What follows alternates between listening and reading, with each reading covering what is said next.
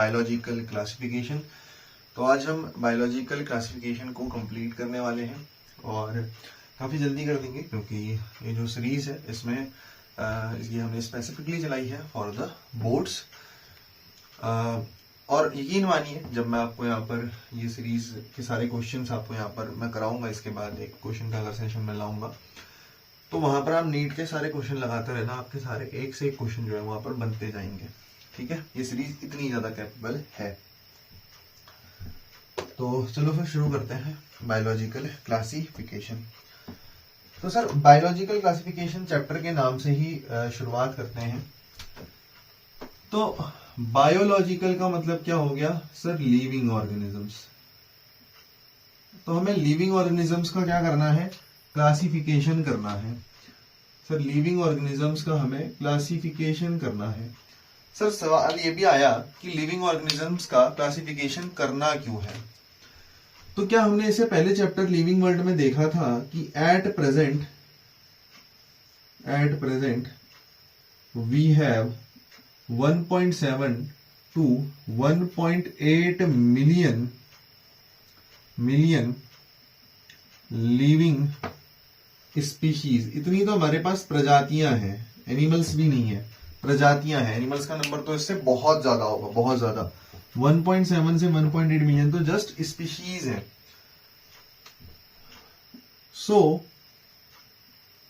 So in order to study them properly,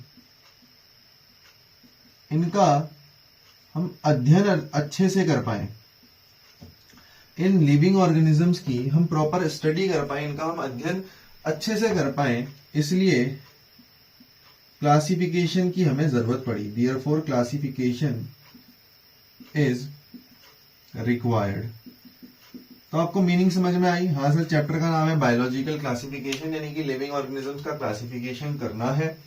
क्यों करना है?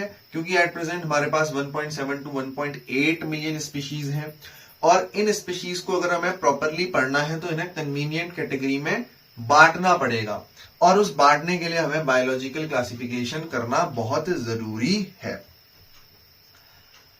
तो भाई बात आई क्लासिफिकेशन की, तो क्लासिफिकेशन करना कोई एक आम काम नहीं रहा है पहले से ही। क्लासिफिकेशन की एक लॉन्ग जर्नी रही है।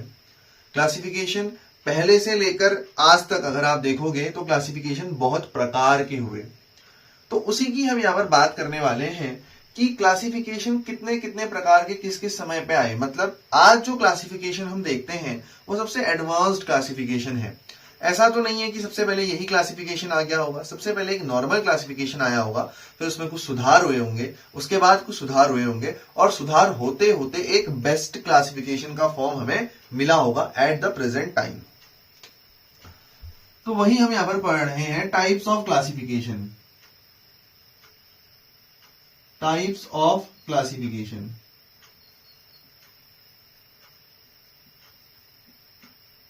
टाइप्स ऑफ क्लासिफिकेशन, ठीक है। तो दोस्त अगर क्लासिफिकेशन की बात करूं तो जो पहले के टाइम के क्लासिफिकेशन होते थे तो हम क्या लिख सकते हैं sir? Earliest classification. Earliest classification जो पहले के टाइम पे क्लासिफिकेशन हुआ करते थे, दे वर नॉट साइंटिफिक। वो कोई साइंटिफिक टेम्परामेंट वाले नहीं होते थे वहां पर लोग, है ना। Not scientific, not scientific. पहले के जमाने के क्लासिफिकेशन साइंटिफिक नहीं हुआ करते थे। तो कैसे हुआ करते थे? They were based on needs. Needs मतलब जैसे कि फूड, शेल्टर एंड क्लोथिंग। भैया जरूरत किस चीज की होती है? रोटी, कपड़ा और मकान। तो फूड, शेल्टर और क्लोथिंग के आधार पे पहले के क्लासिफिकेशन करे गए थे। जैसे जिन एनिमल्स से हमें फूड मिलता है उनको एक कैटेगरी में बांट दिया, जैसे हेन हो गया, है ना, आपकी गोट हो गई, आपके काऊ से मिल्क मिलता है, ऐसे ही बफेलो हो गई। तो ये जितने भी एनिमल्स थे इनको एक कन्वीनियंट कैटेगरी में रखा गया। सर शेल्टर मतलब ऐसे कोई भी ऑर्गेनिजम्स ऐसे कोई भी ऑर्गेनिजम्स जिनकी मदद से आप शेल्टर बना सको, उनको एक कैटेगरी में रखा गया, उनको एक कैटेगरी में रखा गया। अब वो शेल्टर बनाना किसी भी तौर पे हो सकता है ना।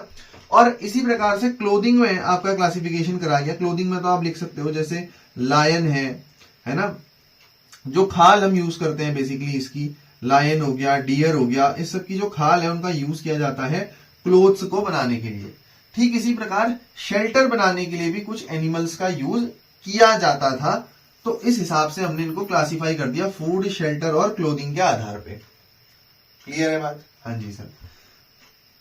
जैसे कि ट्रांसपोर्ट एक कैटेगरी आप ले सकते हो, ट्रांसपोर्ट के आधार पे हमने कर दिया। जैसे घोड़ा है, हॉर्स है, उसका ट्रांसपोर्ट के आधार पे हमने उसको क्लासिफाई कर दिया। उसी कैटेगरी में आपने याक को रख दिया, है ना, हॉर्स हो गया, याक हो गया, इनको ट्रांसपोर्ट की कैटेगरी में रख दिया।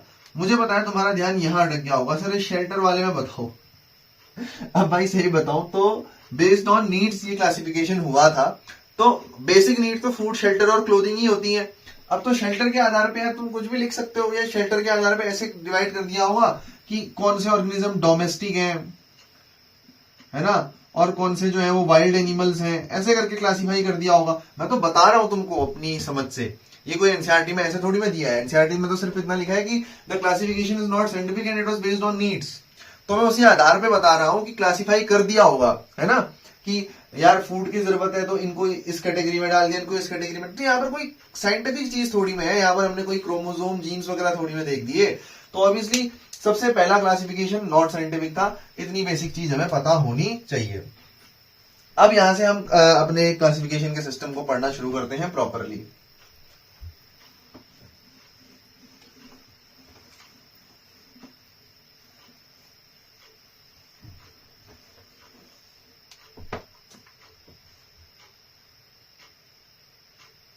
सुनिएगा ध्यान से। तो दोस्त सबसे पहला जो क्लासिफिकेशन आया वो आया एरिस्टोटल का। एरिस्टोटल, एरिस्टोटल इन्हें हिंदी में अरस्तु भी कहते हैं, है ना, and he is popularly known as the father of biology. तो ये आपको पता होना चाहिए, ठीक है। तो काफी बड़ा नाम आप पढ़ने जा रहे हो एरिस्टोटल का, which is also known as father of biology। तो एरिस्टोटल ने सबसे पहला जो है साइंटिफिक क्लासिफिकेशन दिया, gave first ever scientific classification। कहने का मतलब इन्होंने अपनी थोड़ी बुद्धि लगाई दोस्त, है ना, इन्होंने अपना थोड़ा बुद्धि का प्रयोग करा और इन्होंने दो कैटेगरीज बनाई। इन्होंने दो कन्वीनियंट कैटेगरीज बनाई। ध्यान से सुनो, एरिस्टोटल का नाम आ गया है, आप लोग बिल्कुल कंफ्यूज करोगे। मैं पहले ही क्लियर कर दूं कि एरिस्टोटल साहब जो है, हालांकि आपका मैं इतना डिटेल में नहीं भी जाऊंगा, चल जाएगा। तो एरिस्टोटल साहब जो है उन्होंने कैटेगरी शब्द का यूज करा। कैटेगरी, उन्होंने ये नहीं कहा कि किंगडम है, इन्होंने किंगडम शब्द का प्रयोग नहीं करा है। तो एरिस्टोटल के लिए किंगडम शब्द का प्रयोग आप नहीं करेंगे, ठीक है, कॉपी में कर लो। ये किंगडम शब्द काट के लिख के काट देना। इन्होंने साइंटिफिक क्लासिफिकेशन दिया फर्स्ट एवर, लेकिन इन्होंने किंगडम शब्द का यूज नहीं किया था दोस्त। किंगडम शब्द इनके लिए प्रयोग कृपया करके ना करें, है ना। फर्स्ट एवर साइंटिफिक क्लासिफिकेशन जरूर था, बट किंगडम शब्द का प्रयोग इन्होंने नहीं करा। तो इन्होंने दो कन्वीनियंट कैटेगरी बनाई, और वो दो कन्वीनियंट कैटेगरी कौन सी थी सर? एक कैटेगरी थी एनिमल्स की, और दूसरी कैटेगरी जो थी सर वो थी प्लांट्स की। एनिमल्स जो थे, इन्होंने एनिमल्स को डिवाइड कर दिया हर्ब्स में, शर्ब्स में और ट्रीज में। सर अब इनकी कुछ कैरेक्टरिस्टिक्स होती हैं जो आपको नहीं पढ़नी, जैसे हर्ब्स पेरेनियल होती हैं, ये हर साल मरते रहती हैं और नई जन्म लेते रहती हैं। वैसे ही शब्स बात करें तो जो झाड़ियां होती हैं आपकी छोटी बड़ी बड़ी बड़ी, है ना, हर्ब्स तो छोटी मोटी घास फूस, और ट्रीज मतलब जो वुडी होंगे जिनमें लकड़ियां ज्यादा होती हैं उनको ट्रीज बोलते हैं। तो इस तरीके से तो बनाना जो है वो बनाना ट्री की कैटेगरी में नहीं आएगा, क्योंकि बनाना का पेड़ वुडी नहीं होता है, वो शब की कैटेगरी में आएगा। तो इस तरीके के सवाल भी यहाँ से बनते हैं, लेकिन वो बहुत ऑड जाएंगे हमारे सिलेबस के हिसाब से, क्योंकि वो अलग तरीके के कॉम्पिटेटिव एग्जाम्स में बनते हैं, हमारा उनसे कोई काम नहीं है। प्लांट्स की बात करें तो प्लांट्स को भी इन्होंने डिवाइड करा, अरे क्या कर दिया यार, प्लांट्स को डिवाइड करा हर्ब शब्स एंड ट्रीज में, ठीक है, हर्ब्स शब्स एंड ट्रीज, क्लियर है, हाँ जी सर। और एनिमल्स को डिवाइड करा on the basis of red blood cells, तो एक को बोला एनाइमा और एक को बोला इनाइमा। इनाइमा का मतलब सर रेड ब्लड प्रेजेंट, और एनाइमा का मतलब ए शब्द आ रहा है दोस्त, ए का मतलब होता है अब्सेंट, जैसे हिंदी में कई बार नंग समास होता है ना, नौ आता है तो नौ का मतलब ओ मतलब नहीं, तो वैसे इंग्लिश में ए का मतलब होता है नहीं। तो यानी कि यहां पर आपका रेड ब्लड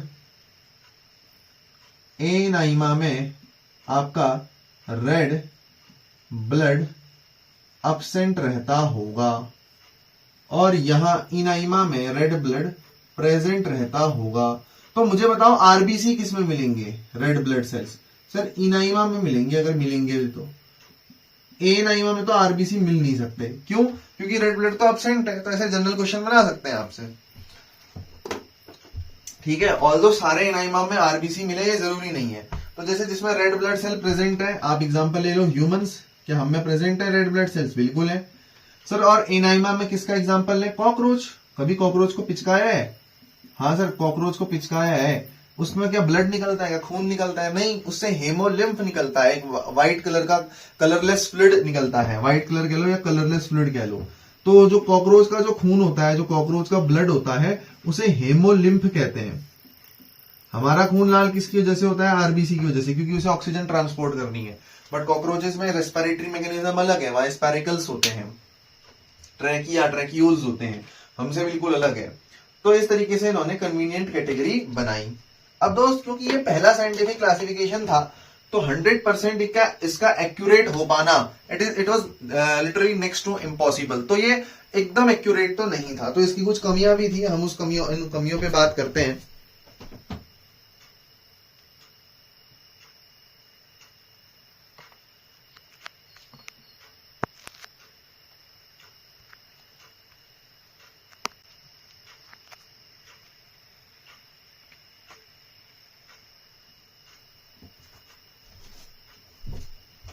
हम उन कमियों पे बात करते हैं, तो ध्यान से देखिए, एरिस्टोटल के इस टू किंगडम क्लासिफिकेशन के ड्रॉबैक्स क्या आप कह सकते हैं कि सर क्या ड्रॉबैक्स थे इसके? देखो, ड्रॉबैक्स पहले तो यही थे कि he did not used many characters, मतलब इन्होंने ज्यादा करेक्टर्स नहीं लिए, या तो रेड ब्लड सेल लिया, या रेड ब्लड ले लिया, हर्ब शर्ब ट्री ले लिए। करेक्टर तो बहुत हो सकते हैं ना, मॉर्फोलॉजी हो सकती है, एनाटॉमी हो सकती है, एनाटॉमी में सेल स्ट्रक्चर हो सकता है, बॉडी का शेप हो सकता है, उसके बाद आपका फाइलोजेनी हो सकता है जिसको एंसेस्ट्रल रिलेशनशिप कहते हैं, रिप्रोडक्शन एक क्राइटेरिया हो सकता है, डाइजेशन एक क्राइटेरिया हो सकता है, रेस्पिरेटरी सिस्टम का प्रेजेंट होना एक क्राइटेरिया हो सकता है। तो there can be many criterias, जितने ज्यादा क्राइटेरिया लोगे उतना ज्यादा अच्छा सिस्टम बनता। तो इन्होंने बहुत सारे क्राइटेरिया को यूज नहीं करा, एक तो इनकी जो है कमी थी सिस्टम की। दूसरी चीज सर देखो, दूसरी चीज हम यहाँ पर क्या कह सकते हैं? सर पहली चीज तो ये है कि एरिस्टोटल ने बहुत ज्यादा क्राइटेरिया यहाँ पर नहीं लिए, ये एक मतलब इस सिस्टम में गड़बड़ी सर ये तो थी। दूसरी दिक्कत ये है कि many organisms did not fall into either category. अब जो इन्होंने कैटेगरी बनाई थी ना, बहुत सारे ऑर्गेनिजम्स उसमें से किसी में भी फॉल नहीं करते। सर कैसे? जैसे मैं अगर आपको बताऊं तो इन्होंने एनिमल्स को कैसे बांटा? सर एनाइमा और इनाइमा, यानी कि red blood present, red blood absent. लेकिन जैसे जो लोअर एनिमल्स होते हैं, अगर आपने एनिमल किंगडम्स की थोड़ी भी आपको नॉलेज है, तो लोअर एनिमल्स होते हैं जैसे पॉरीफेरेंस, जिन्हें हम स्पंजेस कहते हैं। जो हमारे बाथरूम में कॉमन लूफा होता है, वही है ये पॉरीफेरा या स्पॉन्जेस, वो भी एक एनिमल होता है ना। तो ये जो पॉरीफेरा है या जो ये बाथ स्पॉन्ज है, इसमें तो ब्लड ही नहीं होता। ये जो लोअर एनिमल्स होते हैं इनमें तो ब्लड अब्सेंट होता है, इनमें आपका वाटर वस्कुलर सिस्टम प्रेजेंट होता है, तो ब्लड इनमें प्रेजेंट ही नहीं होता। तो ये क्लासिफिकेशन गलत हो गया ना कि पॉरीफेरा तो किसी कैटेगरी में लाई नहीं कर रहा। तो इस हिसाब से हमने देखा कि एरिस्टोटल का जो क्लासिफिकेशन था ये उतना भी अच्छा नहीं था, ये उतना भी अच्छा नहीं था। ठीक है, आगे बढ़े यहां से। बिल्कुल बढ़िया सर। तो एरिस्टोटल के क्लासिफिकेशन के बाद आता है हमारा second classification. First scientific classification तो एरिस्टोटल दे चुके भाई साहब, है ना। अब सेकंड क्लासिफिकेशन की बात करते हैं। जो सेकंड क्लासिफिकेशन हमें दिया वो दिया कैरोलस लीनियस ने। कैरोलस लीनियस ने, इनका 2 नंबर के साथ बड़ा पुराना नाता है। क्यों? कैरोलस लीनियस ने ही तो 2 वर्ड का नॉमेनक्लेचर दिया था, जीनस और स्पेसिफिक एपिथेट वाला। तो यहीं पर कैरोलस लीनियस जो है इन्होंने क्या दिया, यहां इन्होंने दिया 2 किंगडम क्लासिफिकेशन। 2 किंगडम क्लासिफिकेशन जैसे लिख रहा हूं वैसे ही लिखना, ज्यादा फालतू है ना, इधर उधर पूरा लिखने की जरूरत नहीं है। 2 केस ही लिखो, समझ जाता है यार कोई, पूरा लिखने की जरूरत नहीं है कि 2 किंगडम क्लासिफिकेशन। तो इन्होंने 2 किंगडम बना दिए, एक किंगडम बना दिया प्लांटाई और एक किंगडम बना दिया एनिमीलिया। किसने बना दिया भाई साहब? सर ये बना दिया हमारे कैरोलस लीनियस साहब ने, कैरोलस लीनियस साहब ने। तो आप समझ पा रहे होंगे कि सर इसके भी कुछ ड्रॉबैक निकल गए होंगे, फिर तो बिल्कुल निकल गए। एक लाइन तो आप वहीं से चेप दो, many organisms did not fall into either category. लगा सकते हो, बिल्कुल लगा सकते हो, बट मैं आपको ना कुछ अच्छा एग्जांपल देके बता देता हूं। चलो देखो यार, आप भी क्या याद रखोगे। अब इन्होंने जैसे प्लांट की क्लासिफिकेशन करी ना, प्लांटाई की जब इन्होंने क्लासिफिकेशन करी, ध्यान से सुनना, आपको एनसीईआरटी की लाइनें समझ में नहीं आएंगी। थोड़ा सा एनसीईआरटी की लाइन का यार पता तो होना चाहिए ना, है ना, इतना भी आपको ऊपर नहीं पढ़ना है।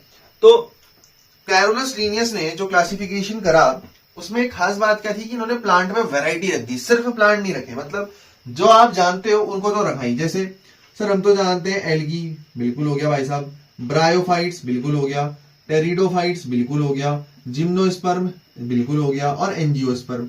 कुछ लोग सोच रहे होंगे सर ये कहां से आ गए, ये हम कहां पढ़ते हैं भाई साहब, ये पढ़ते हैं हम आपके प्लांट किंगडम में, है ना। तो ये तो आपके कॉमन 5 प्लांट हो गए जो आप पढ़ते ही पढ़ते हो।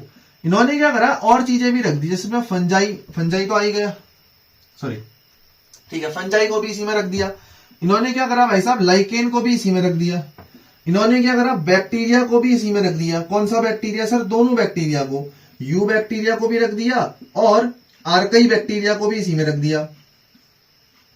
तो आप ये समझिए कि इनके और एनिमल्स की बात करें, तो एनिमल्स में आपके जो नॉर्मल एनिमल्स होते हैं उनको यहां पर इन्होंने रख दिया। उस टाइम पे इतना डेवलप्ड क्लासिफिकेशन तो था नहीं कि Coelenterata, Ctenophora, platy, Aschelminthes, Annelida, Arthropoda, Mollusca, Echinoderm, Chordata, Hemichordata, ये सारी चीजें तो सब थी नहीं।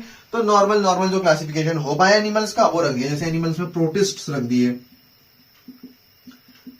दिए, है ना। ह्यूमंस तो ऑब्वियसली इसी में आ गए, है ना। और बाकी जो नॉर्मल आपके एनिमल्स वगैरह होते हैं वो आप इन्होंने यहां पर रख दिए। अब इसका ड्रॉबैक देखो सर, ड्रॉबैक देखो, है ना। कैरोलस लीनियस साहब के जो सिस्टम है उनका ड्रॉबैक देखो, आपके एनसीईआरटी की लाइन एकदम चमक जाएंगी यहां से। सर ड्रॉबैक क्या था कि जैसे एनसीईआरटी में एक जगह लिखा है, जैसे लाइकेन की भी बात करी है, आप खुद ही देखो। मैं पहला ड्रॉबैक बताता हूं कि सर इन्होंने बात करी लाइकेन की, तो लाइकेन की बात करी सर, हाँ बिल्कुल करा। तो लाइकेन किसका एसोसिएशन होता है बताओ, लाइकेन किसका एसोसिएशन होता है? लाइकेन किसका एसोसिएशन होता है? लाइकेन को ना हम शायद चित्ती बोल देते हैं हिंदी में। तो ये काई का और बैक्टीरिया का एसोसिएशन होता है ना। किसका? एल्गी प्लस बैक्टीरिया, ये 2 चीजों से मिलके बना होता है। और ये तो ऑलरेडी प्लेस्ड थे प्लांट में, ऑलरेडी प्लेस्ड, तो इसको दोबारा क्यों रख दिया लाइकेन को यहां पे? कोई सेंस है इस बात का? यार ये जो 2 चीजों से मिलके बनाया होता ऑलरेडी वहां पर थे, तो इनको ये नहीं पता था बेसिकली कि लाइकेन इनसे मिलके बना होता है, हम ये कह सकते हैं। इन्होंने दोबारा इसको रख दिया, इन्होंने लाइकेन को एज अ सेपरेट थिंग आपका ट्रीट करा। दूसरा, यूकैरियोट्स मतलब जिनका न्यूक्लियस अच्छा है, और प्रोकैरियोट्स को भाई साहब टुगेदर रख दिया। तो सिस्टम ऑफ क्लासिफिकेशन कैसा हो गया? खराब। सर कैसे कैसे रखा यूकैरियोट प्रोकैरियोट को? प्रोकैरियोट जैसे बैक्टीरिया, बैक्टीरिया, अब बैक्टीरिया को यूकैरियोट्स के साथ रख दिया, जैसे एल्गी, जैसे एल्गी, या एंजियोस्पर्म ले लो ना, जैसे एंजियोस्पर्म जो कि सबसे ज्यादा डेवलप्ड प्लांट है। तो एक यूकैरियोट को एक प्रोकैरियोट के साथ थोड़ी में रख दोगे आप, क्लासिफिकेशन कर रहे हो तो प्रॉपर होना चाहिए। तीसरा, यूनिसेलुलर को मल्टी सेलुलर के साथ रख दिया। सर जैसे जैसे दोस्त फंजाई मल्टी सेलुलर होती है, फंजाई मल्टी सेलुलर होता है, आपका बैक्टीरिया यूनिसेलुलर होते हैं, और ये आपका एल्गी भी यूनिसेलुलर होते हैं कोई कोई। तो इस तरीके से सिस्टम में भी खामियां थी कि पहली चीज तो ये लाइकेन के जो जिन पार्ट से मिलके बना होता है वो पहले से प्लेस थे, तो लाइकेन को दोबारा क्यों प्लेस करा यहीं पे। दूसरा, यूकैरियोट प्रोकैरियोट को एक साथ क्यों रख दिया। तीसरा, यूनिसेलुलर मल्टीसेलुलर को एक साथ क्यों रख दिया। तो डेवलप हुआ, कैसे डेवलप हुआ? इन्होंने किंगडम शब्द का यूज करा, है ना। Kingdom word is used first time. पहली बार किंगडम शब्द का यूज किसी ने करा तो वो कौन था भाई साहब? कैरोलस लीनियस थे, कैरोलस लीनियस थे। उससे पहले एरिस्टोटल ने साइंटिफिक क्लासिफिकेशन जरूर दिया पहला, लेकिन उन्होंने किंगडम शब्द का यूज नहीं किया था। किंगडम शब्द का यूज हमारे कैरोलस लीनियस ने करा। लेकिन कमियां तो भाई साहब इनके उसमें भी निकल गई, कमियां तो इनके उसमें भी निकल गई। अच्छा, जो कमियां इनके सिस्टम में थी वो इनके पुराने प्रायर सिस्टम में तो होंगी ही होंगी, उनको तो आप आंख बंद करके टिक मार सकते हो प्रायर सिस्टम में। क्यों? क्योंकि ये सिस्टम उससे तो ज्यादा ही डेवलप था, कुछ ना कुछ सुधार ही हुआ होगा सेकेंड क्लासिफिकेशन कैरोलस लीनियस वाले क्लासिफिकेशन में। तो जब कैरोलस लीनियस वाले क्लासिफिकेशन की जो खामियां है, सुधार होने के बाद की खामियां है ना, तो वो पुराने सिस्टम में तो वो खामियां होंगी ही होंगी एरिस्टोटल वाले क्लासिफिकेशन में। तो उससे आपको निश्चिंत होकर चलना है।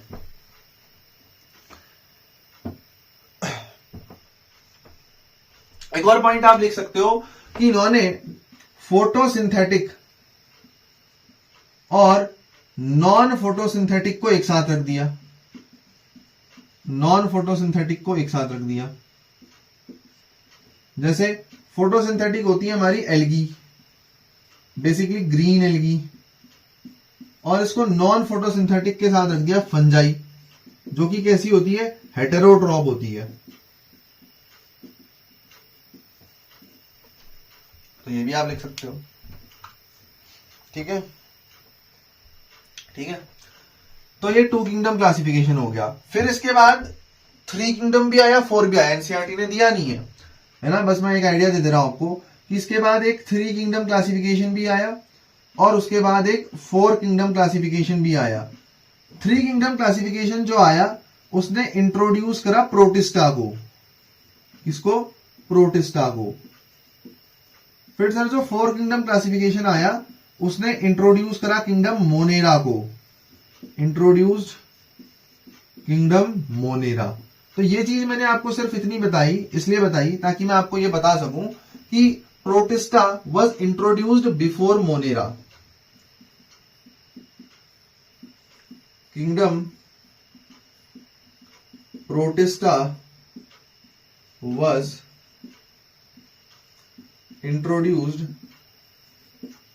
before Monera।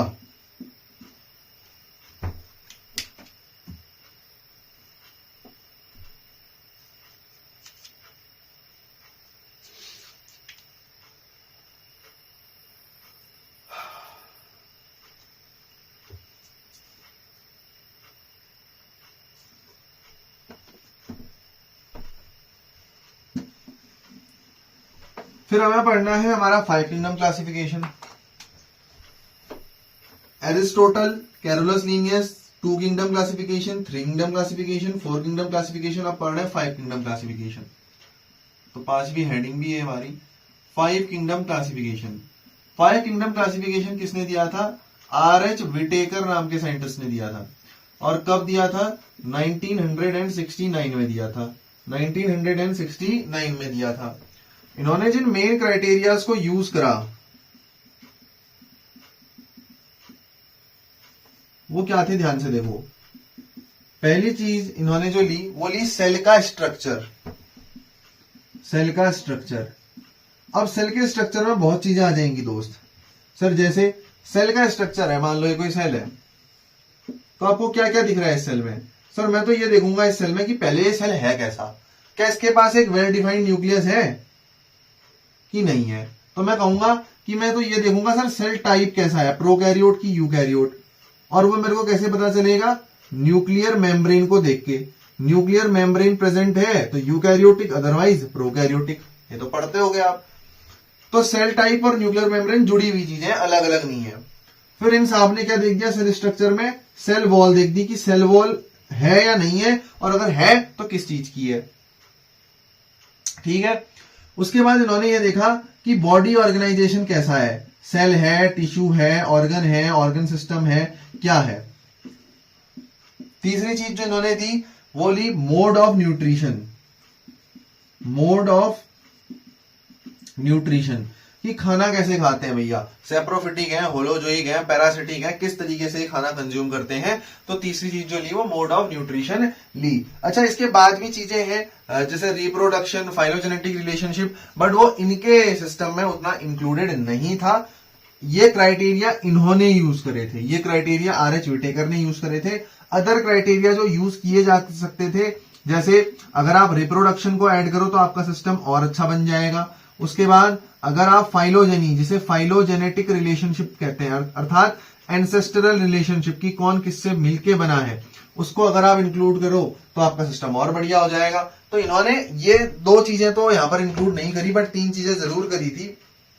और इसी पे बेस्ड अगर आप देखोगे तो आपका एनसीईआरटी में एक टेबल भी यहां पर बना रखा है है ना, आपका एक टेबल भी यहां पर बना रखा है।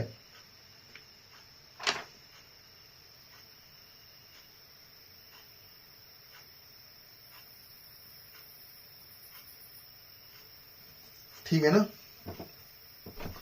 तो सर ये टेबल बना दो एक बार। बिल्कुल बनाएंगे। तो ये आर.एच. विटेकर का 5 किंगडम क्लासिफिकेशन था। तो इन्होंने किंगडम कौन कौन से दिए वो सुन लो। जैसे कैरोलस लिनियस ने दिया प्लांटाई और एनिमिलिया, तो 2 किंगडम पहले से थे। फिर 3 किंगडम क्लासिफिकेशन ने प्रोटिस्टा दे दिया, तो 3 किंगडम हो गए, प्रोटिस्टा, प्लांटाई, एनिमिलिया। फिर 4 किंगडम क्लासिफिकेशन ने मोनेरा दे दिया, तो 4 हो गए, monera, protista, plantae, animalia. R H. Whittaker साहब ने एक और ऐड करा, फंजाई। तो टोटल 5 किंगडम होते हैं। मेरे भाई कहने का मतलब ये कि इस दुनिया में जो 1.7 से 1.8 मिलियन स्पीशीज हैं, इस दुनिया में जो 1.7 से 1.8 मिलियन स्पीशीज है हमारे पास ऑर्गेनिजम्स की, उन्हें हम 5 भागों में बांट सकते हैं। ये जो 1.7 से 1.8 मिलियन की जो हमारे पास बायोडाइवर्सिटी है, इन्हें हम 5 भागों में बांट सकते हैं। कौन कौन से? सर मोनेरा, प्रोटिस्टा, फंजाई, प्लांटाई और एनिमिलिया। सर इन 5 भागों में हम बांट सकते हैं। तो अब एक एक भाग की यहां पर हम बढ़िया तरीके से जो है वो स्टडी कर लेते हैं। क्लियर है बात? हाँ जी सर क्लियर है।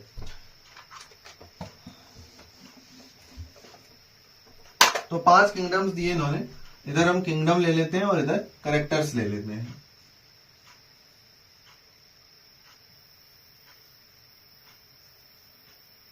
कैरेक्टरिस्टिक्स, मोनेरा,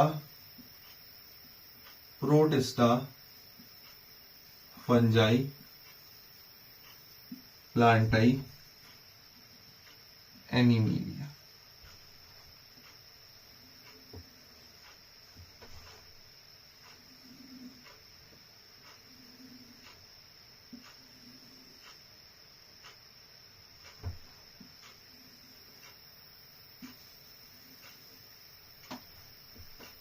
तो कैरेक्टरिस्टिक की अगर हम बात करें तो जैसे पहली कैरेक्टरिस्टिक हो गई दोस्त सेल वॉल, दूसरी हो गई सेल टाइप की सेल कैसा है, मतलब सेल का स्ट्रक्चर जो लिया था इन्होंने, मैंने 3 पॉइंट तो बताया था आपको डिफाइन करके, सेल टाइप, सेल वॉल और न्यूक्लियर मेम्ब्रेन, और एक्सप्लेन भी करा था सेल टाइप जहां पर आएगा न्यूक्लियर मेम्ब्रेन का जिक्र तो वहां पर होना ही है।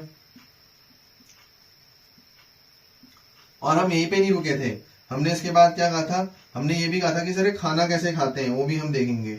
और ये भी देखेंगे कि बॉडी ऑर्गेनाइज कैसे है। तो बॉडी ऑर्गेनाइजेशन मतलब सेल है, टिश्यू है, क्या क्या से मिलके बॉडी बनी हुई है, ऑर्गेनाइजेशन बॉडी का कैसा है।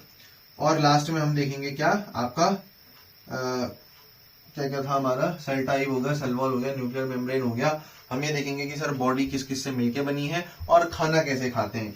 तो mode of nutrition, mode of nutrition. अब देखो ये चीजें थोड़ी रट्टाफिकेशन वाली हैं, ऑल्दो मेरे को ये चीजें पसंद नहीं आती कि यहाँ पर कहीं पे भी अगर याद करना पड़े, बट ठीक है हमें याद यहाँ पर करना पड़ेगा कि उन्होंने करेक्टर कौन कौन से लिए थे। करेक्टर तो बतेरे हो सकते हैं, आप अपने माइंड में बतेरे करेक्टर बना सकते हो, बट आपको वही करेक्टर बताने हैं जो इन्होंने लिए थे। अपने मन से कुछ भी थोड़ी बना दोगे, अपने मन से कुछ भी थोड़ी बना दोगे, है ना। तो वही बात है। तो जैसे अगर मैं बात करूं सेल वॉल की, तो सर बताओ मोनेरा में सेल वॉल किसकी बनी होती है। मोनेरा में सेल वॉल किसकी बनी होती है दोस्त। मोनेरा में जो सेल वॉल होती है वो दो चीजों से मिलके बनती है, दो चीजों से मिलके बनी होती है। मोनेरा की सेल वॉल दो चीजों से मिलके बनी होती है। सर आप पढ़ोगे अभी आगे, क्योंकि सेल वॉल का जिक्र दोबारा आएगा। आर्कीबैक्टीरिया में सूडोम्यूरिन की होती है, बैक्टीरिया में म्यूरिन की होती है। एनसीईआरटी ने म्यूरिन शब्द डायरेक्टली नहीं लिखा है, लेकिन मैं आपको लिख के बता रहा हूं कि मोनेरा की जो सेल वॉल होती है वो म्यूरिन की बनी होती है। सर म्यूरिन मतलब, म्यूरिन दो चीजों से मिलके बनता है दोस्त। एक तो पॉलीसैकेराइड, पॉलीसैकेराइड, सैकेराइड मतलब होता है शुगर, क्या कहा, शुगर। पॉली मतलब मैनी, तो मतलब बहुत सारे शुगर के मॉलिक्यूल्स होंगे। तो एक तो पॉलीसैकेराइड से मिलके बनी होती है मोनेरा की सेल वॉल, और दूसरी अमाइनो एसिड से मिलके बनी होती है। अब अमाइनो एसिड्स ही आपस में जुड़ जुड़ के लंबी प्रोटीन की चेन बनाते हैं। तो ओवरऑल आप ऐसा कह सकते हो मेरे साथ कि इनकी जो चेन है, इनकी जो आपकी सेल वॉल है, वो प्रोटीन प्लस शुगर की बनी होती है। शुगर का मतलब है पॉलीसैकेराइड, सैकेराइड शक्कर मतलब ही क्या होता है, शुगर। नाम आ रहा है शक्कर, शक्कर, शक्कर जैसा नाम आ रहा है, पॉलीसैकेराइड। तो बहुत सारे शुगर के मॉलिक्यूल्स की बनी होती है। और दूसरी चीज है अमाइनो एसिड्स। अमाइनो एसिड की चेन को प्रोटीन बोलते हैं, अमाइनो एसिड की चेन को प्रोटीन बोलते हैं। तो मोनेरा में तो इसकी बनी होती है। सर प्रोटिस्टा में अगर सेल वॉल प्रेजेंट हुई, ध्यान से सुनना, अगर सेल वॉल प्रेजेंट हुई तो लगभग सेलुलोजी की होती है, बट एनसीईआरटी ने ऐसा लिख रखा है कि प्रेजेंट इन सम, तो हम भी इतने में लिख के अभी छोड़ रहे हैं। फंजाई में सेल वॉल प्रेजेंट होती है और वो काइटिन की बनी हुई होती है। प्लांटाई में भी सेल वॉल प्रेजेंट होती है और वो सेलुलोज की बनी हुई होती है, और जबकि एनिमिलिया में जो ये सेल वॉल है वो अब्सेंट होती है। अगला है सेल टाइप की सेल कैसा है। तो मोनेरा का जो सेल है वो प्रोकैरियोटिक है। अब आपको ये चीज याद नहीं करनी पड़ेगी, ये दो पॉइंट्स, सेल टाइप और न्यूक्लियर मेम्ब्रेन। क्यों, एक लाइन है एनसीईआरटी की, उसको बस दिमाग में फिट कर लो, उसके बाद रिपीट भी होगी वो लाइन, लेकिन अभी फिट कर लो तो बढ़िया है कि bacterias are the sole member of monera. Monera एक ऐसा किंगडम है जो हमने अलग से बना रखा है, किसके लिए, सिर्फ और सिर्फ बैक्टीरियाज के लिए, कि भाई साहब मोनेरा में तो हम सिर्फ बैक्टीरिया को ही रखने वाले हैं। तो मोनेरा में और कोई नहीं आएगा, कौन आएगा, सिर्फ और सिर्फ बैक्टीरियाज आएंगे। तो bacterias are the sole member of monera. और बैक्टीरिया कैसे हैं, प्रोकैरियोटिक। तो हमारे सिलेबस में जो ये 5 किंगडम है, इसमें से सिर्फ एक ही किंगडम ऐसा है जो प्रोकैरियोटिक है, बाकी सारे यूकैरियोटिक हैं। तो बाकी ये जो सारे किंगडम है सर, यहां से लेकर यहां तक के, ये आपके कैसे हैं, ये ट्रू न्यूक्लियस वाले हैं, यूकैरियोटिक हैं। यूकैरियोटिक है मतलब इन सब में क्या प्रेजेंट होगा, इन सब में न्यूक्लियर मेम्ब्रेन प्रेजेंट रहेगी, न्यूक्लियस के बाहर एक मेम्ब्रेन प्रेजेंट रहेगी। और न्यूक्लियर मेम्ब्रेन इस मोनेरा में कैसी रहेगी सर, अब्सेंट रहेगी। बात करें बॉडी ऑर्गेनाइजेशन की, तो आप मुझे बताइए कि सर मोनेरा की बॉडी किसकी बनी हो सकती है। एक बैक्टीरिया है हमारे पास, उस बैक्टीरिया की बॉडी किसकी बनी हो सकती है। क्या उसमें ऑर्गन्स आ जाएंगे क्या बैक्टीरिया के पास, नहीं, टिश्यू भी नहीं आ पाएंगे दोस्त। इसका बॉडी ऑर्गेनाइजेशन सेलुलर लेवल का होता है, सेलुलर लेवल का होता है। और एक चीज ध्यान रखना कि जैसे आप यहां से आगे की तरफ बढ़ते हो, हम बायोलॉजी हमेशा एक सीक्वेंस में पढ़ते हैं। मैं क्या कह रहा हूं, ध्यान से सुनो। जैसे आप यहां से आगे की तरफ बढ़ते हो, ये देखो, जैसे जैसे हम आगे को जा रहे हैं, तो हम एक सीक्वेंस में जा रहे हैं, और ये सीक्वेंस कौन सा है, डेवलपमेंटल सीक्वेंस है।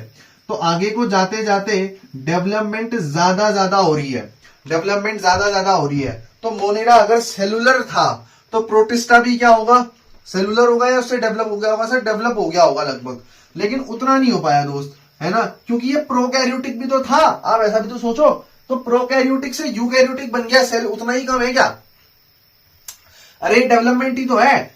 मोनेरा से प्रोटिस्टा जाने में डेवलपमेंट हुई, पर यह डेवलपमेंट नहीं हुई कि सेल टिश्यू बन गया, ऐसा नहीं हुआ। क्यों? क्योंकि मोनेरा था प्रोकैरियोटिक, उससे जब सबसे पहले बैक्टीरिया है भाई इस दुनिया में, उससे डेवलप होकर प्रोटिस्टा बना, प्रोटिस्टा से फिर धीरे धीरे एनिमल्स तक बन गए, है ना। तो प्रोटिस्टा में डेवलपमेंट हुई है, लेकिन आप ये मत देखो कि सेल से टिश्यू नहीं बने, इस लेवल पे मत देखो। डेवलपमेंट इस लेवल पे हुई है कि मोनेरा जो है वो प्रोकैरियोटिक है और प्रोटिस्टा यूकैरियोटिक बना। पहला यूकैरियोटिक जो आप क्लासिफिकेशन पढ़ रहे हो वो तो प्रोटिस्टा ही है, यहां तो प्रोकैरियोटिक है सारे के सारे। तो प्रोटिस्टा भी सेलुलर लेवल का ही था, इस पे डेवलपमेंट हुई है, लेकिन किस लेवल पे हुई है कि सेल यूकैरियोटिक है। बात करें फंजाई की, तो फंजाई टिश्यू लेवल था, फंजाई टिश्यू लेवल था, फंजाई जो है भाई वो टिश्यू लेवल था, ठीक है। तो फंजाई जो होते हैं उनमें सेल का नंबर ज्यादा होता है, या तो मल्टी सेलुलर या लूज टिश्यू। प्लांट्स में तो ऑर्गन्स भी होते हैं, तो ऑब्वियसली टिश्यू तो होगा ही होगा, और हम में ऑर्गन सिस्टम प्रेजेंट होता है। प्लांट में तो जैसे जाइलम, फ्लोएम, ये सब ऑर्गन होंगे, हमें प्रॉपर ऑर्गन सिस्टम है, कोऑर्डिनेशन के साथ हम काम करते हैं, कोऑर्डिनेशन के साथ हम काम करते हैं। ऑर्गन सिस्टम है अगर एनिमल्स में, तो एनिमल्स में ऑर्गन भी प्रेजेंट होगा और टिश्यू भी प्रेजेंट होगा। टिश्यू से नीचे काम नहीं करता है एनिमल, एनिमल में टिश्यू होना अनिवार्य है, तभी डिवीजन ऑफ लेबर होगा, आगे पढ़ोगे एनिमल किंगडम में। मोड ऑफ न्यूट्रिशन की बात करते हैं, बताओ मोनेरा कैसे होंगे? सर मोनेरा कैसे भी हो सकते हैं, कैसे भी हो सकते हैं। कहने का मतलब सर ये ऑटोट्रॉपिक भी होते हैं, मतलब ये अपना खाना स्वयं भी बनाते हैं। ऑटोट्रॉप भी दो तरीके के हो सकते हैं, हो सकता है अपना खाना लाइट से बनाते हो तो उन्हें फोटो ऑटोट्रॉप कहते हैं, और अगर केमिकल से बनाते होंगे तो उन्हें कीमो ऑटोट्रॉप कहते हैं। और तो और ये हेटेरोट्रॉप भी हो सकते हैं,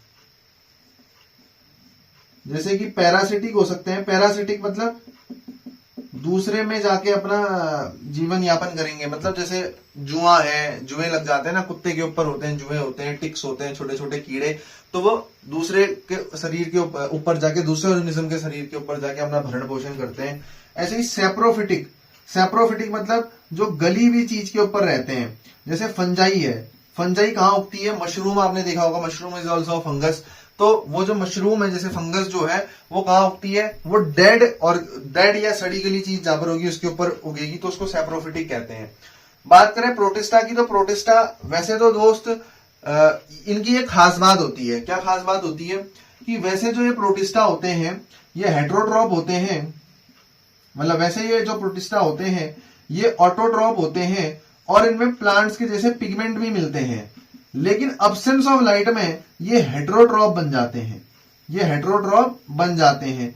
तो प्रोटिस्टा क्या कहता है? जैसी दुनिया वैसे हम।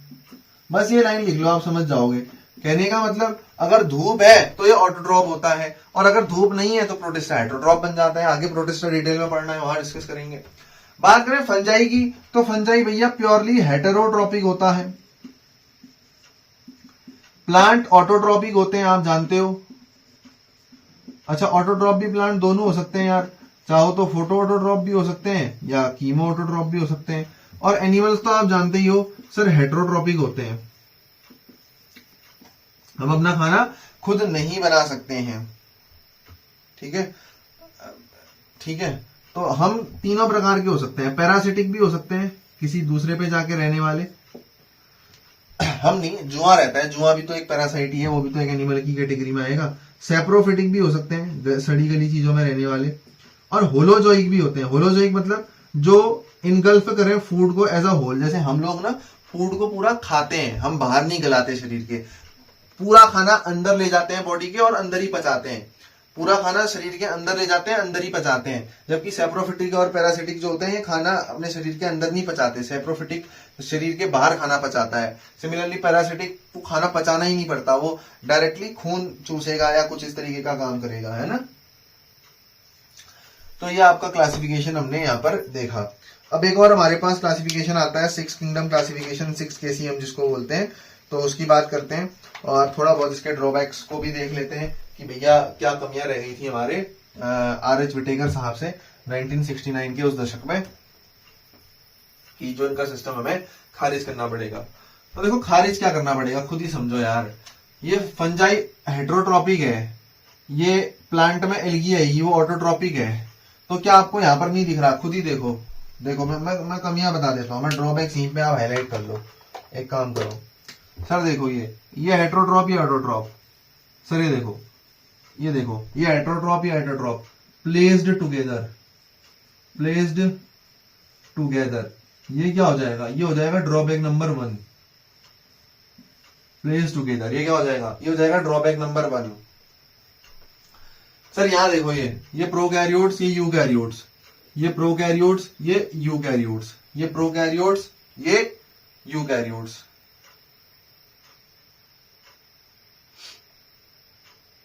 अच्छा यार एक चीज मेरे को यार थोड़ा सा इसमें ध्यान देना।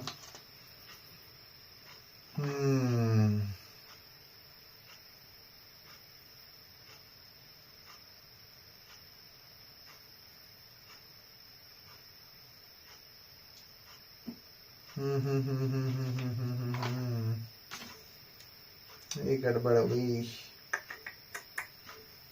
देखो ये थोड़ा आधा अधूरा हो गया ना।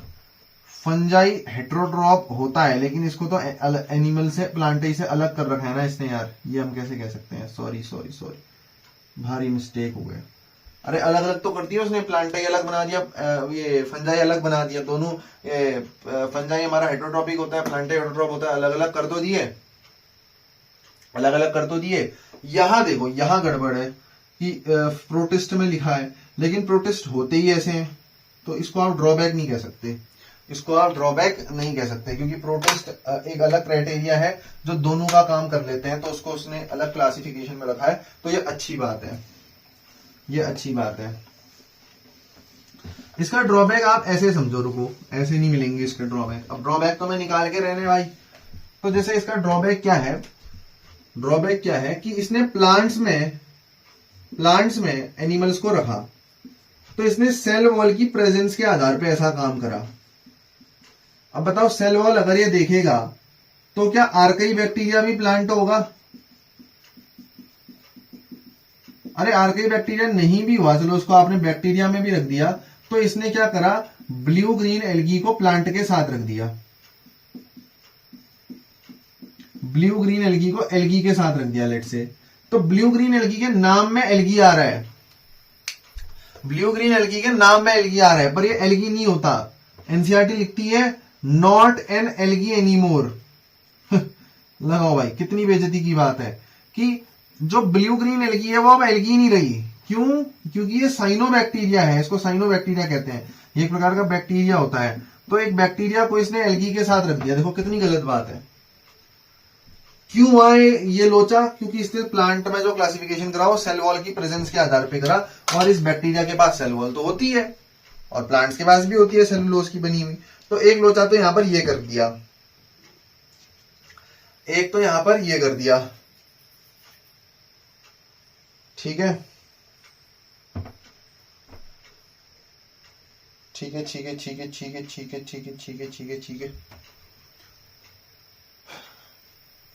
और हम क्या कह सकते हैं?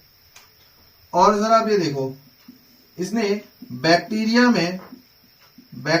में अब 2 क्लासेस थी दोस्त बैक्टीरिया में। अब बैक्टीरिया में भी 2 क्लासेस थी, है ना। बैक्टीरिया में भी 2 क्लासेस थी, एक था यू बैक्टीरिया और एक था आर्काई बैक्टीरिया, जो आप आगे देखोगे किंगडम मोनेरा में। इसने इनको भी एक साथ रख दिया। अब 6 किंगडम क्लासिफिकेशन भी आया इसके बाद, है ना। तो ये भी गलत बात है भाई साहब, ये भी गलत बात है। तीसरी चीज, इसने यूनिसेलुलर और मल्टीसेलुलर को एक साथ रख दिया।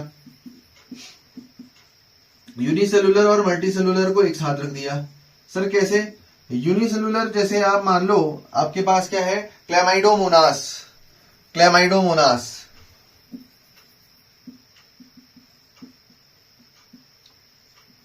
और मल्टीसेलुलर एल्गी स्पाइरोगाइरा, ऐसे बनाओगे आप, है ना, प्लांट किंगडम में। ये दोनों ही एल्गी होती हैं, तो इन्हें एक साथ रख दिया इसने। लेकिन ये यूनिसेलुलर, ये मल्टीसेलुलर, ये नहीं बता पाया, फिर अलग अलग है। तो उतना अच्छा सिस्टम ये भी नहीं है, आपको समझ में आ रहा होगा। तो सिस्टम इसके बाद आते रहते हैं। इससे भी एक बढ़िया सिस्टम आया है हमारे पास, हम उसको डिस्कस कर लेते हैं। थोड़ी बहुत लाइनें हैं हमारे पास उसकी, बाकी हमारे काम का है नहीं। वो है 6 किंगडम क्लासिफिकेशन। वो है 6 किंगडम क्लासिफिकेशन जो कि कार्ल वूज ने दिया था। कार्ल वूज ने दिया था।